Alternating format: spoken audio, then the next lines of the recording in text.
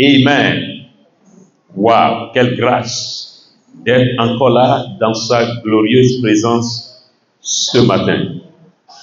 On ne le dira jamais assez, c'est le meilleur endroit où un homme peut se retrouver, là où il y a Dieu, là où il y a sa présence. Alléluia.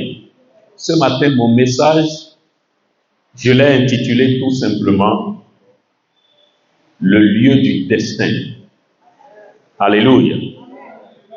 Et quelqu'un va retrouver son lieu du destin dans le nom de Jésus de Nazareth. Proverbe chapitre 27, verset 8. Proverbe 27, verset 8. Je vais faire la lecture ici et vous allez suivre avec moi. Proverbe 27, verset 8. Et je cite, « Comme l'oiseau qui erre loin de son nid, ainsi est l'homme qui erre loin de son lieu. » Je reprends pour vous. Comme l'oiseau qui erre, il s'éloigne loin de son nid, ainsi est l'homme qui erre loin de son lieu. Alléluia. Il fut un temps dans ma vie où je croyais et j'affirmais que je pouvais prospérer partout et n'importe où. Alléluia. Amenez-moi dans le village le plus enclavé, je produirai les mêmes résultats. Voilà ce que je croyais et ce que j'affirmais fort et haut. Je l'ai prêché plusieurs fois. Et cela parce que j'ai entendu les gens dire la même chose. J'ai entendu les gens prêcher. Amenez-moi où vous voulez. Déposez-moi dans le village le plus enclavé et je vais prospérer. Mais aujourd'hui, j'ai mieux compris cette affirmation. Pourquoi? Parce que ces mêmes personnes qui tenaient de tels propos et qui faisaient de telles affirmations n'ont jamais quitté leur lieu pour se rendre dans un village. Alors j'ai compris ce qu'il voulait dire. Et ce qu'il voulait dire, c'est quoi? Amenez-moi où vous voulez, si c'est Dieu qui m'y conduit, je prospérerai. Alléluia. C'est ainsi que j'ai compris l'affirmation. Partout Dieu me conduit, dans le désert, dans le village le plus enclavé, je prospérerai. C'est ça la vérité. S'il te conduit dans le désert, assure-toi qu'il va convertir ce désert en un jardin arrosé. Alléluia. Mais il faut que ce soit lui qui t'y conduit. Il y a quelque chose qui s'appelle lieu dans le destin de l'homme dans ce monde.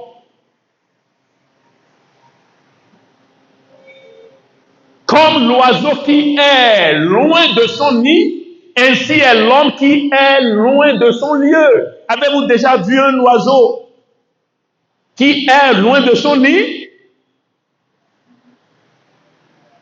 En tout cas, moi, je l'ai vu déjà plusieurs fois. Alléluia. J'ai été témoin de cette scène. On a détruit le nid d'un oiseau quand il était absent. Et il est revenu, il ne peut plus se poser. On voit des mouvements tous azimuts. Alléluia. C'est une scène pitoyable. Une scène pitoyable. Il va, il vient dans tous les sens, dans toutes les directions. Pourquoi? Parce que son nid a été détruit. La Bible dit, telle est la condition de l'homme qui a quitté son lieu, qui a erré loin de son lieu, qui a raté son lieu. Ce qui assure à l'homme dans cette vie le succès, le bonheur, ce n'est pas seulement les compétences, ce n'est pas seulement les diplômes. Il faut le lieu approprié. Il y a un lieu qui est propice à la destinée de l'homme dans cette vie. Il y a un lieu. La preuve, ce n'est pas toutes les semences qui croissent partout. Il y a des fruits en Europe qu'on ne peut pas croître, on ne peut pas produire en Afrique. Ça ne marchera pas. Parce que c'est pas, le sol africain n'y est pas approprié. Il y a des graines que nous avons en Afrique qui ne peuvent pas produire en Europe. Ça ne peut pas germer. Il y a une place, il y a un lieu. Et quand un homme a raté son lieu où il a quitté son lieu où il est loin de son lieu, sa situation, sa condition est exactement comme celle d'un oiseau qui est loin de son nid. Alléluia. Et parce que Dieu est en train d'envoyer cette parole aujourd'hui, vous tous qui avez raté votre lieu, la droite de Jéhovah va vous y reconduire. C'est terrible pour un homme d'être au mauvais endroit.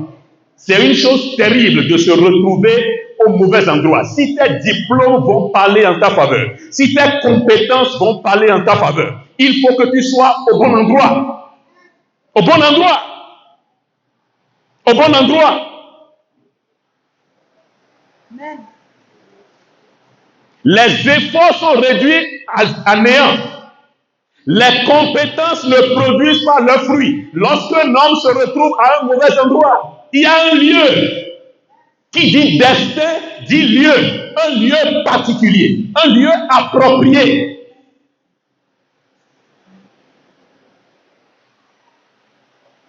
Il y a beaucoup d'entre vous, ce que vous êtes en train de faire aujourd'hui, les efforts que vous fournissez dans la vie pour réussir, pour prospérer, si vous retrouvez au bon endroit, vous allez faire la moitié de ces efforts et vous aurez un résultat décuplé, multiplié par 10. Parce qu'il y a un lieu. Il y a un lieu.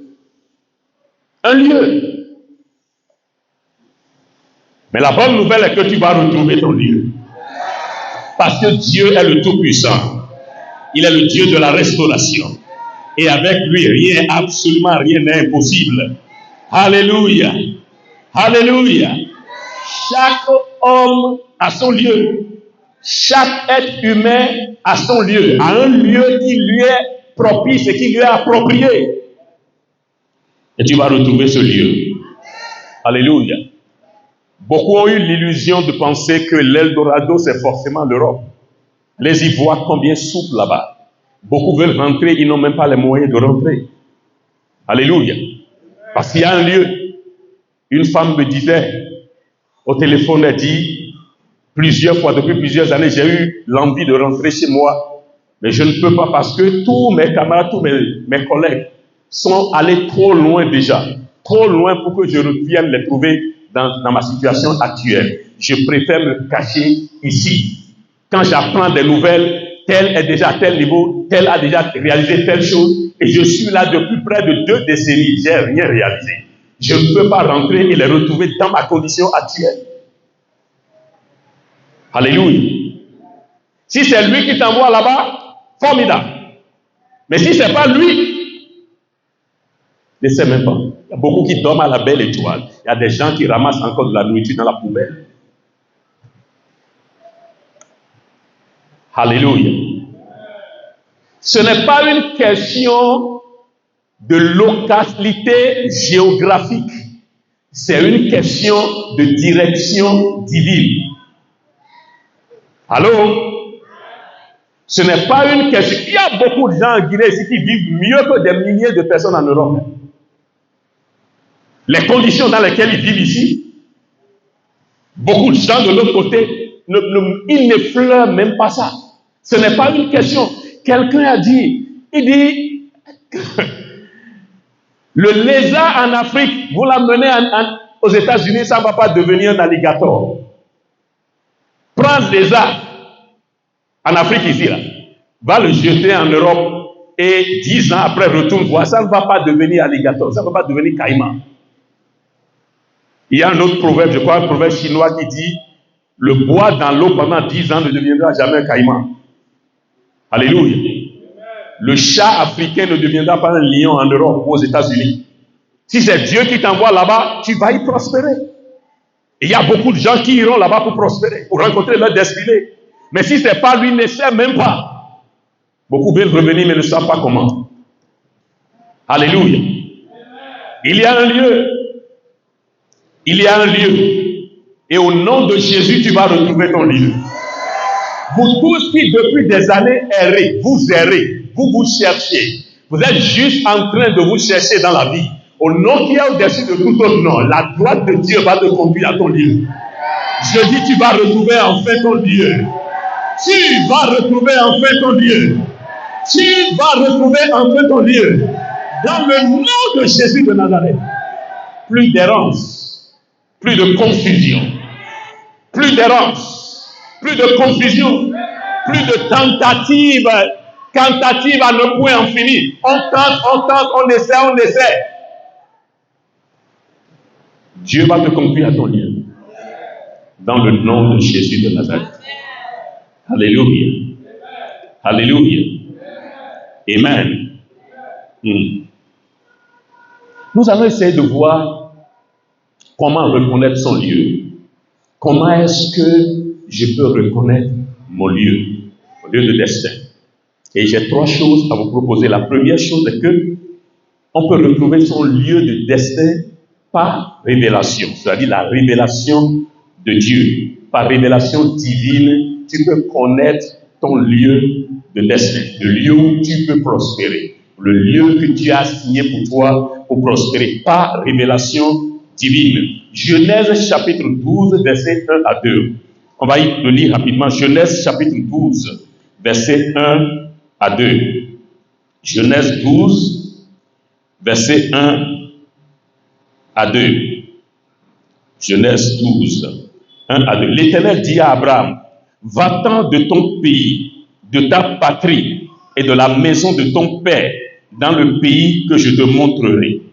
Je ferai de toi une grande nation et je te bénirai.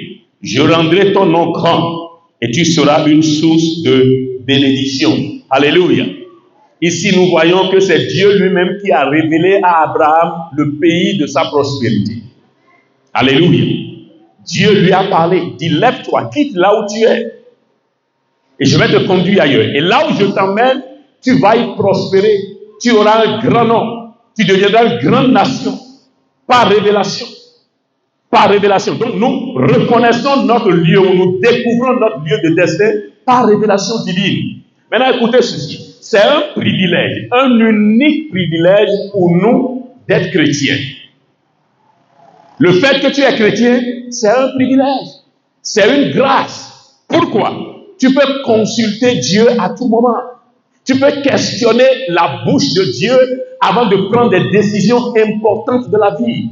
C'est une grâce. Ce n'est pas donné à tout le monde. C'est un privilège d'être chrétien. Malheureusement, peu de gens utilisent ce privilège-là. Conséquence, les gens choisissent la mauvaise carrière et ils perdent leur temps à errer comme un oiseau. Alléluia. Mauvaise carrière. Et au lieu de prendre le vol comme l'aigle, il a l'allure d'une tortue.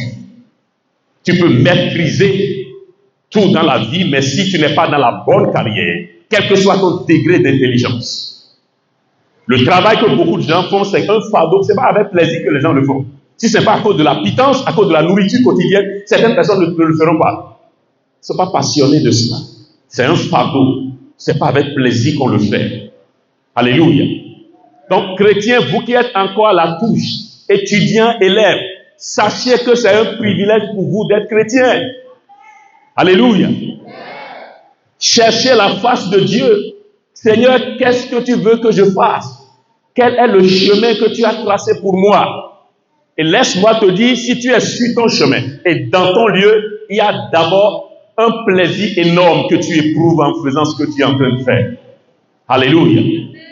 Et les autres choses accompagnent après. C'est une grâce, c'est un privilège. Il y a des décisions importantes que nous ne devons pas prendre sans consulter préalablement la bouche de Dieu. Les gens éprouvent la mauvaise personne et ils passent le restant de leur vie à vivre avec une diablesse. Toute leur vie qui les torture, tous les jours, torture. Le mariage qui est censé être une expérience de bonheur est pour eux un supplice. C'est un supplice quotidien. Pourquoi? Parce qu'il s'est allié avec la mauvaise personne. Elle a éprouvé la mauvaise personne. Des gens ont fait cette expérience dans le monde. Qu'en est-il de nous qui sommes chrétiens, qui avons la grâce de questionner la bouche de Dieu, de consulter Dieu avant de prendre des décisions aussi importantes de la vie? Alléluia. Alléluia. Très important. Très important. C'est un privilège. C'est un privilège. Quand le Seigneur me parlait de ma femme, ce n'est pas moi d'ailleurs qui ai cherché ça. Je ne me considérais pas prêt pour le mariage quand Dieu a commencé par me parler. Et Dieu savait que peu de temps après, j'allais venir ici en Guinée en 91. Malgré que c'est Dieu qui a parlé, je l'ai cherché. Dans le jeûne et la prière, Seigneur, qui est cette femme-là? Qui est-elle?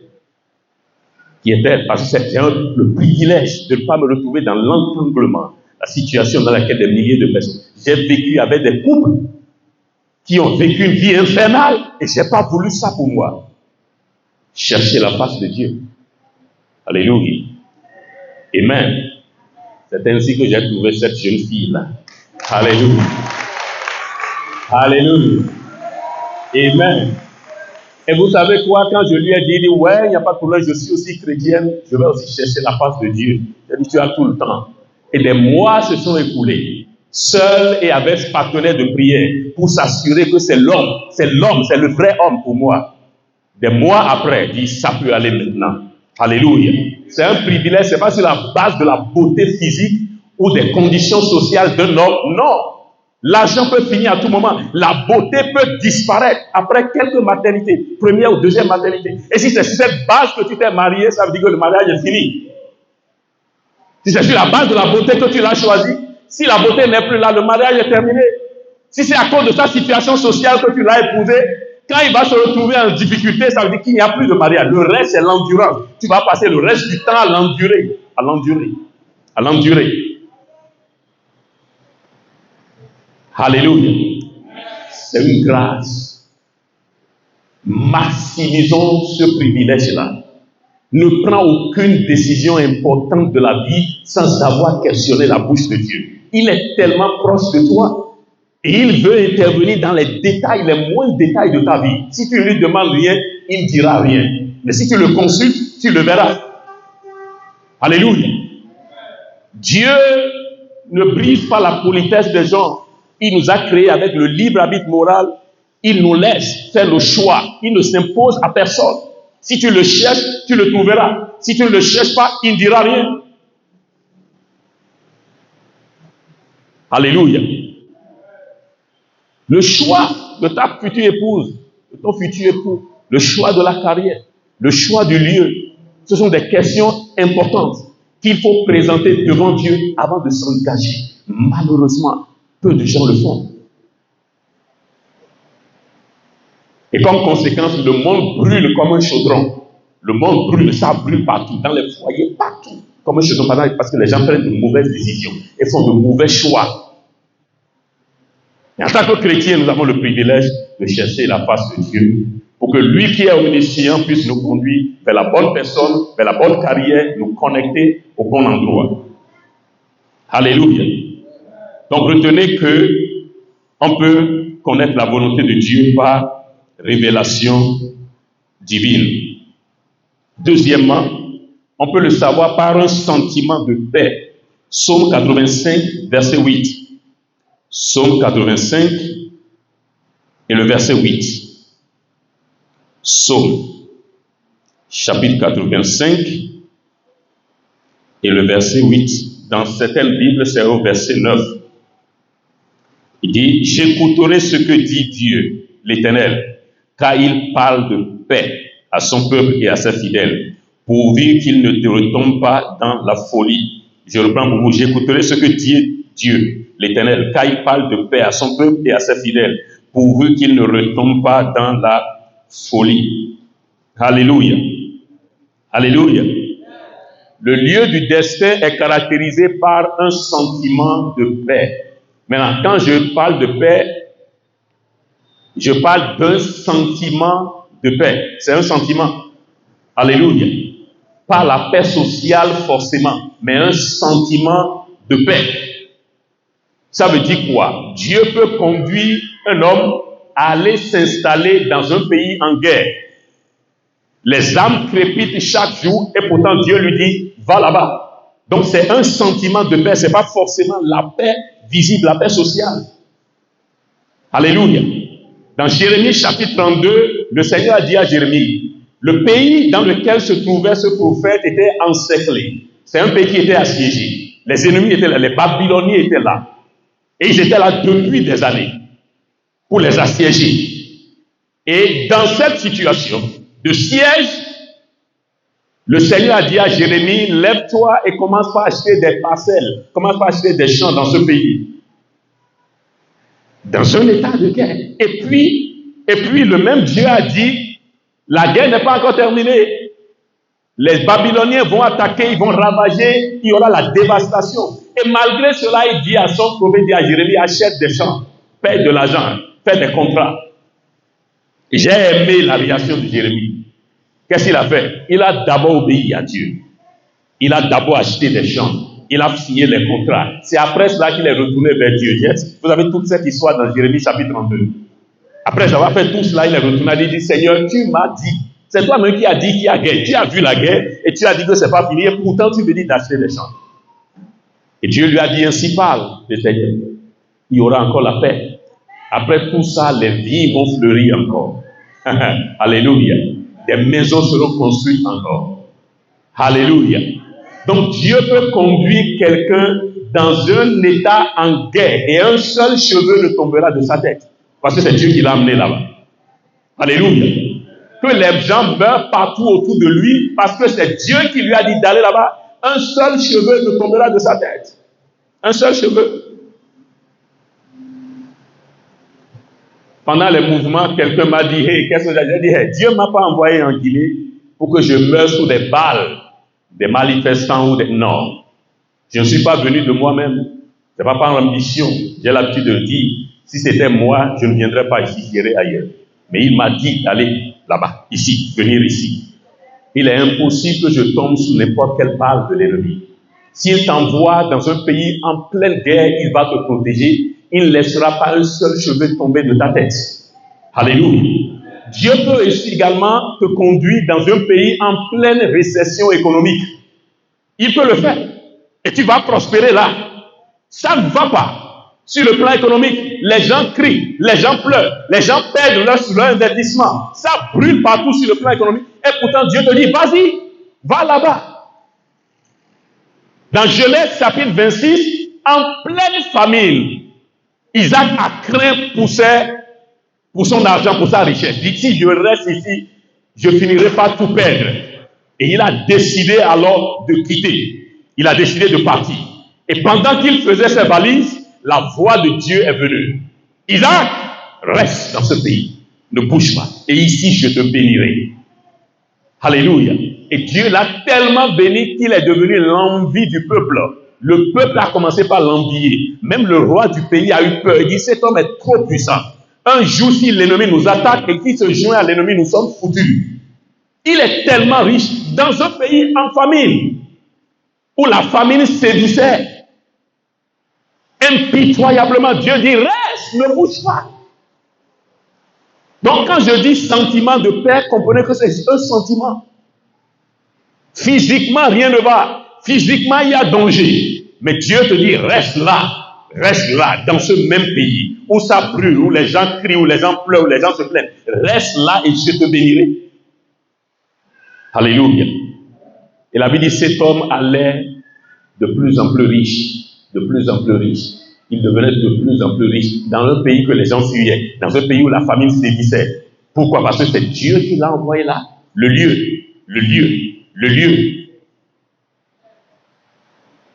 Alléluia. Le lieu. Quand Abraham devait se séparer de Lot, son cousin, son neveu, il a dit, choisis où tu veux. Et Lot a levé les yeux, il a vu un endroit verdoyant. Il y avait des cours d'eau, il y avait suffisamment d'herbe pour son troupeau. Et de l'autre côté, c'est le désert. Et il a dit, je préfère aller de ce côté-ci. Et il est allé là-bas. Peu de temps après, c'est ce pays-là, cet endroit qu'il a choisi qui est devenu Sodome et Gomorrhe. Et le désert qu'il a laissé pour son oncle, c'est ce désert qui est devenu la terre de Canaan aujourd'hui, un pays où coule le lait et le miel. Donc, ce n'est pas un endroit, ce n'est pas ce que tu vois physiquement, non. Ça peut paraître beau et magnifique. Mais est-ce que Dieu est dedans? Alléluia.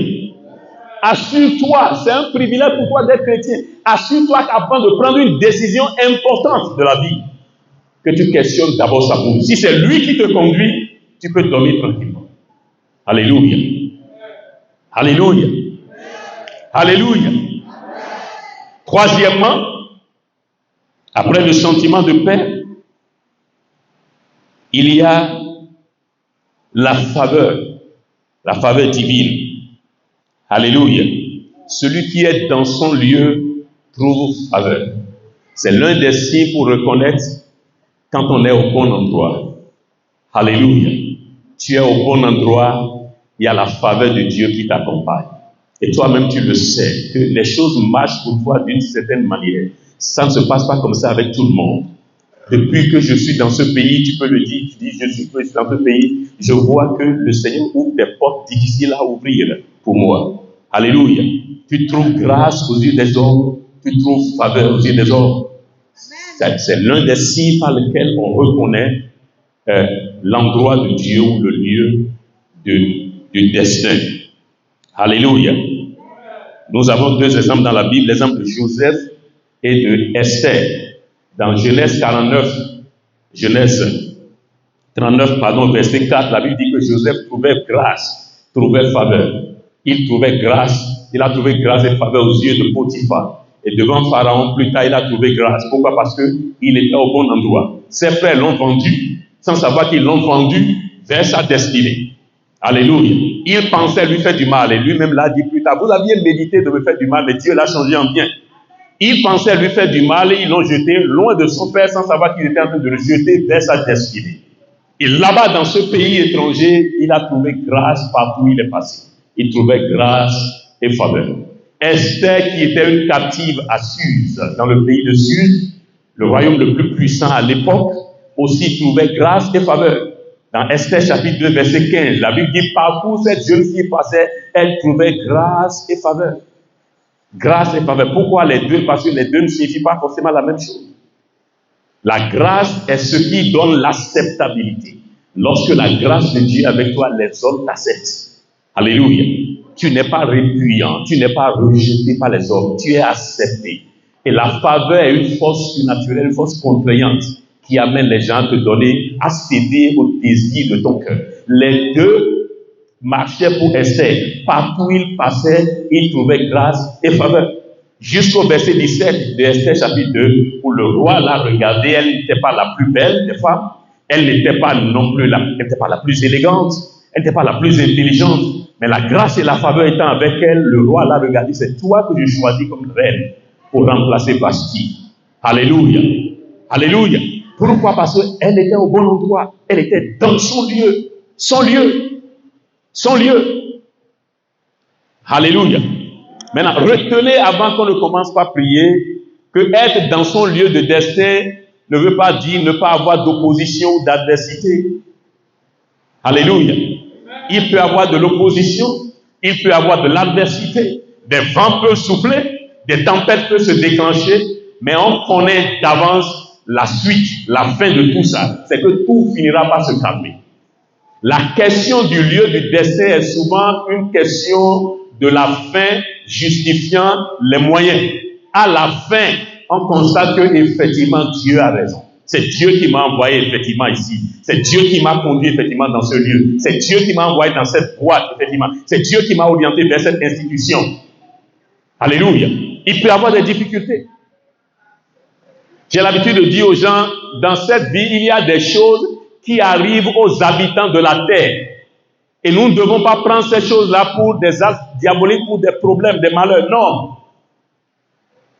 Quelqu'un m'a dit, est-ce qu'on ne peut pas éviter? Je dis, ok, la seule manière d'éviter certaines choses, c'est de mourir. Allô? Tu quittes ce monde et tu n'auras plus affaire à ces choses-là. Mais tant que tu es là, c'est le quotidien des habitants de ce monde. Le quotidien des habitants de ce monde. Les hommes les plus redoutables et les hommes les plus loin de la terre ont été victimes de certaines choses simplement parce qu'ils étaient sur la terre. Alléluia. Nous étions ici en 92 quand Réambonke est venu. L'évangéliste le plus prospère, le plus puissant du monde à cette époque-là. quand il est venu ici, et quelqu'un a mis la main du tarmac vers la salle d'honneur, quelqu'un a mis la main dans sa poche et lui a pris des dollars. Alléluia. Amen. Il a été victime de vol. Victime de vol, malgré son onction, quelqu'un qui prie pendant 2 minutes environ. Aveugle, recouvrez la vue. Paralytique, levez-vous et marchez. 2 minutes seulement et des choses commencent par, vous allez commencer par voir les béquilles, commencez par voir les appareils et les fauteuils roulants levés ici et là et des cris partout dans la foule. Quelqu'un comme ça, pourtant, il a été victime. Pourquoi? Parce qu'il demeurait un habitant de ce monde. Alléluia. L'archevêque Ben Silidaos a dit Luce Mémoire était à l'aéroport de Londres. Les gens ont volé sa mallette. Il y avait tout dedans.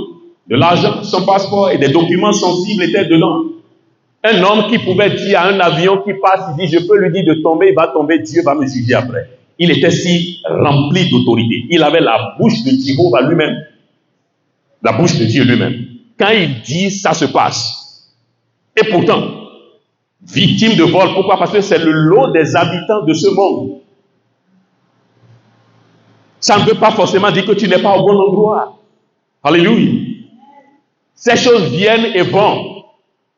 Mais la destruction guette celui qui est au mauvais endroit. Il n'y a pas espoir que quelque chose va changer pour lui un jour, parce qu'il est au mauvais endroit. Quels que soient les efforts que vous allez faire pour planter certaines graines à certains endroits, ça ne va jamais croître. Fais tes efforts, prie, fais tout ce que tu veux. Verse, arrose chaque jour, ça ne donnera pas, parce que c'est un mauvais endroit. Le sol est mauvais. Une fois encore, je déclare au nom de Jésus, aucun de vous ne passera à côté du dessein. Le lieu que Dieu vous a réservé, vous allez accéder à ce lieu-là. Pour tout ce qui est en train d'errer, Dieu va vous conduire au bon endroit. Dans le nom de Jésus de Nazareth. Et ces expériences qui relèvent de la mauvaise direction, du fait que vous êtes au mauvais endroit, ces expériences vont prendre fin à jamais. Dans le nom de Jésus de Nazareth. Retiens ceci. Il y a un lieu. Les compétences seules ne suffisent pas. Les diplômes seuls ne suffisent pas. Il faut être au bon endroit pour que ces choses-là te profitent. Il faut être au bon endroit pour que ces choses-là te profitent. Il faut être au bon endroit pour que ces choses-là te profitent.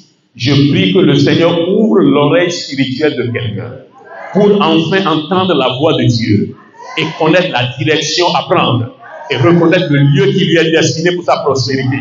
Dans le nom de Jésus de Nazareth. Alléluia. Finis l'errance dans ta vie. Finis la confusion aujourd'hui.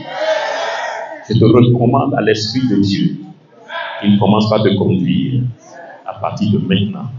Que tes pas soient divinement ordonnés. Que tes pas soient divinement ordonnés. Que tes pas soient divinement ordonnés. Que l'Esprit de Dieu commence par te conduire. Qu'il ne te lâche pas jusqu'à ce que tu retrouves l'endroit. Qu'il ne t'abandonne pas jusqu'à ce que tu sois à ce lieu-là. Le lieu où tes potentialités vont s'exprimer. Le lieu où tu vas maximiser ton existence. Ce lieu où les choses vont marcher comme sur des roulettes. Dans le nom de Jésus de Nazareth. Tiens-toi sur tes pieds et dis merci à Dieu pour sa parole. Dis Seigneur, merci pour ta parole. Lève la voix et dis merci à Dieu. Si tu veux applaudir pour le Seigneur, fais-le bien, si c'est pour lui. Alléluia. Alléluia. Alléluia. Alléluia. Peux-tu balancer les mains maintenant et dire merci Seigneur pour ta parole. Balance les mains et dis merci. Merci pour ta parole. Merci pour ta parole. Merci pour ta parole. Merci pour ta parole. Merci pour ta parole. Merci pour ta parole. Merci pour ta parole. Merci Jésus. Au nom de Jésus, nous avons remercié. Je veux que tu pries comme si c'est la dernière occasion que tu as pour prier par rapport à ce sujet ce matin. Mais avant, je voudrais attirer ton attention sur certaines choses. Quand on est au mauvais endroit, on gaspille son énergie. On fait des efforts infructueux quand on est au mauvais endroit. Quelque compétent et intelligent que l'on soit, lorsqu'on est au mauvais endroit, cette compétence ne se voit pas. Et c'est le cas de beaucoup de personnes malheureusement. C'est l'expérience que font beaucoup de gens. Quand on est au bon endroit, on vit et on exerce sous un ciel ouvert. Quand on est au mauvais endroit, le ciel est fermé. La terre sous soi est dure comme le roc. Le ciel au-dessus de soi est dur comme l'airain. Quand on est au mauvais endroit. Il y a beaucoup de gens, ce n'est pas qu'ils n'essaient pas, ils essaient. Ils font des efforts. Mais pas de fruits, pas d'évidence de ces efforts-là. C'est pourquoi il est important que tu sois au bon endroit, l'endroit de ton destin. Et sais-tu quoi? Dieu le sait, Dieu le connaît. Alléluia. Et pour t'y amener, ce n'est même pas un problème, c'est une question de minutes. Alléluia. Dieu va te connecter à la bonne personne. Il va te conduire vers le bon endroit. Tu lèves tes deux mains maintenant. Tu lèves tes deux mains et tu dis, Seigneur mon Dieu, toi qui es le propriétaire de ma vie. Toi qui m'as créé et qui a assigné une destinée pour moi. Au nom de Jésus, ce lieu-là, ce lieu que tu m'as assigné, que tu as réservé pour moi, pour mon succès, ma prospérité. Si c'est ce pays ou ailleurs, si c'est dans une boîte donnée, Seigneur, conduis-moi là. Lève la voix et prie dans le nom de Jésus. Lève la voix et prie dans le nom de Jésus. Seigneur, conduis-moi là. Conduis-moi là, Seigneur, conduis-moi là. Au nom de Jésus, amène-moi à ce lieu. Amène-moi. J'espère que tu es en train de prier sérieusement. Nous avons un Dieu qui exauce les prières. Prie, prie, prie, prie, prie. Prie dans le nom de Jésus. Seigneur, conduis-moi à ce lieu. Voilà mon chikalabanaya.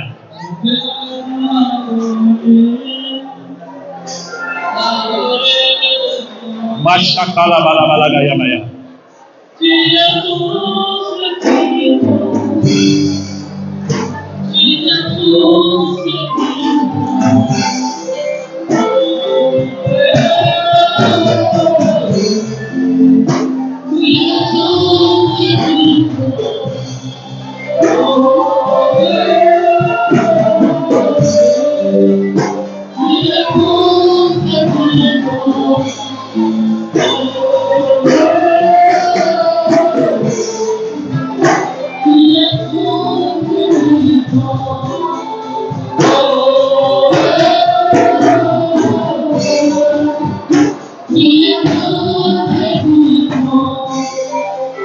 Conduis-moi, Seigneur, vers ce lieu.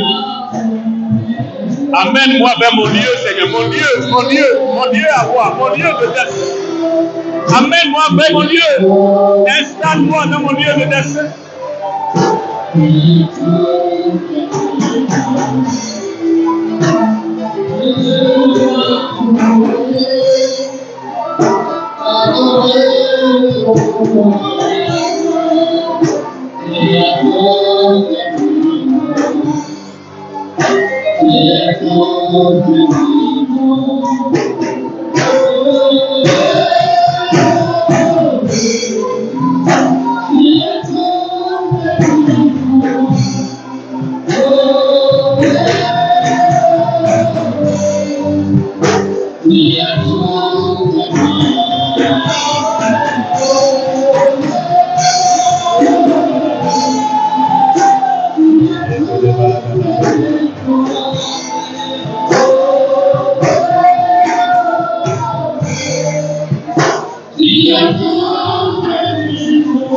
Au nom de Jésus, nous avons prié.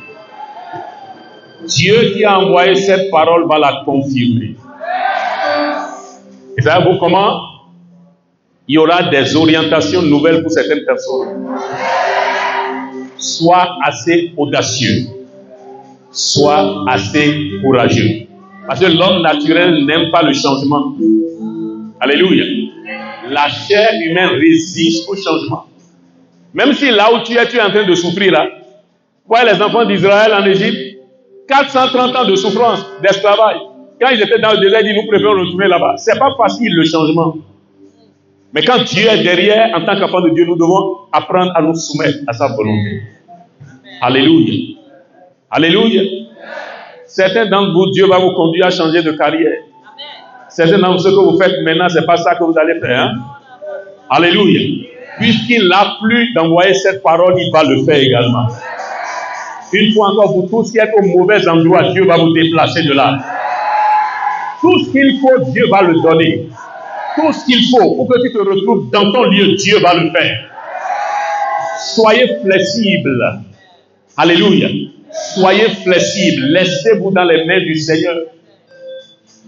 Alléluia. Laissez-vous dans les mains du Seigneur. Laissez-vous. S'il est en train de te conduire, donner une nouvelle orientation, ne résiste pas. Après aujourd'hui, là, après les prières, là. Alléluia. Quelqu'un a étudié toute sa vie. Et il a exercé cette carrière pendant des années et des années. Mais avec une grande indolence. Le jour où on l'a licencié, c'était comme si le monde tombait sur lui.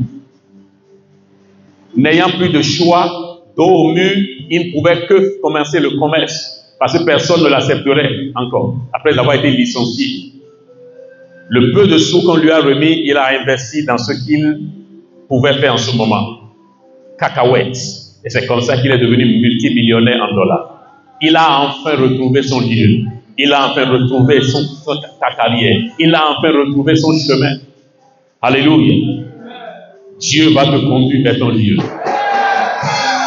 Ne résiste pas. Sois flexible.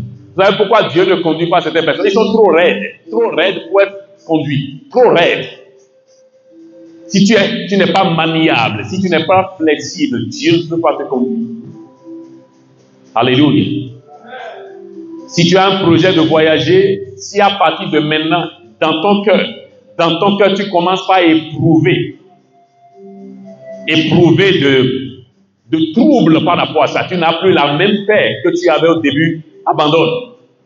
Alléluia. Dieu peut convertir la Guinée pour toi en un pays où coule le lait et le miel. Et tu n'auras rien à envier à qui que ce soit en Europe ou aux États-Unis. Dans ce pays, tu vas créer tes États-Unis ici en Guinée, tu vas créer ton Europe ici en Guinée. Ton Eldorado, tu vas le créer ici. Alléluia. Alléluia. Amen. Pose ta main droite sur le cœur et lève la main gauche pendant que je prie. Seigneur, dans le nom de Jésus, puisqu'il t'a plu de nous envoyer ta parole ce matin, qu'il te plaise également de la confirmer dans la vie de chacun de nous. Dans le nom de Jésus de Nazareth. Esprit de Dieu, ouvre les oreilles de tes enfants et ouvre leurs yeux. Leurs oreilles pour entendre ta voix, leurs yeux pour voir leur lieu. Seigneur, touche le cœur de chacun ici présent pour être sensible à la direction divine. Dans le nom de Jésus de Nazareth, je prie, ô Dieu, tous ceux qui souffrent, tous ceux qui se débattent dans la vie à cause du fait qu'ils sont au mauvais endroit, Saint-Esprit, déplace-les de ce lieu-là et conduis-les dans leur lieu. Installe-les dans leur lieu. Seigneur, installe-les dans leur lieu. Seigneur, conduis-les dans leur lieu. Seigneur, installe-les dans leur lieu. Seigneur, conduis-les dans leur lieu. Dans le nom de Jésus de Nazareth. Tous ceux qui sont en train de poireauter, de moisir, là où ils sont partis, ils sont au mauvais endroit. Au nom de Jésus, que la lumière leur vienne maintenant. Que la lumière commence à briller maintenant. Ceux qui ne vont même pas t'obéir, Seigneur, prends-les par ta main de force et installe-les dans leur destin. Fais tout ce qu'il faut faire. Crée toute situation qu'il faut créer jusqu'à ce qu'ils se retrouvent dans leur lieu et dans leur destinée. Dans le nom de Jésus de Nazareth.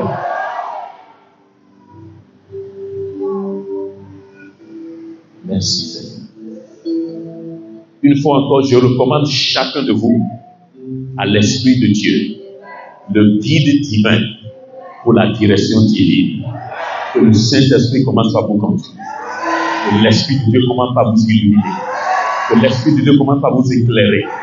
Que Dieu vous conduise dans votre lieu. Qu'il vous mette vers le chemin que Dieu vous a tracé. Et que chacun de vous retrouve son lieu. Que chacun soit installé dans sa destinée. Dans le nom de Jésus de Nazareth. Vous êtes bénis. Au nom de Jésus, vous êtes bénis. Je déclare plus de confusion, plus d'errance, plus de confusion, plus d'errance, plus de confusion, plus d'errance. Sois divinement éclairé, sois divinement éclairé, sois divinement éclairé. Dans le nom de Jésus de Nazareth. Merci Père. Peux-tu lever les deux mains et commencer par dire merci à Dieu? Parce que la main de Dieu est sur toi. Il va te conduire dans ton lieu. Balance les mains, dis-lui merci. Dis-lui merci. Dis-lui merci parce qu'il l'a fait. Merci Seigneur. Merci Seigneur. Merci Seigneur. Merci Saint-Esprit parce que tu es au contrôle de nos vies. Merci Saint-Esprit parce que tu es au contrôle de nos vies désormais. Merci parce que tu vas nous conduire individuellement. Tu vas nous conduire dans ce lieu-là. Merci Seigneur. Merci Seigneur. Merci Seigneur. Au nom de Jésus, nous avons remercié. Dans le livre de Néhémie, nous lisons « Et mon peuple ne sera plus jamais dans la confusion. » Toi aussi, tu ne seras plus jamais dans la confusion. Je dis, tu ne seras plus jamais dans la confusion. Dans chaque étape, à chaque instant, tu sauras quoi faire. Parce que Dieu va t'illuminer. Dieu va t'éclairer. Si tu sais que tu sais que tu sais que c'est fini, tu vas retrouver ton lieu. Donne-lui la meilleure ovation possible. Alléluia. Alléluia. Alléluia. Alléluia. Que les rachetés poussent des cris de joie.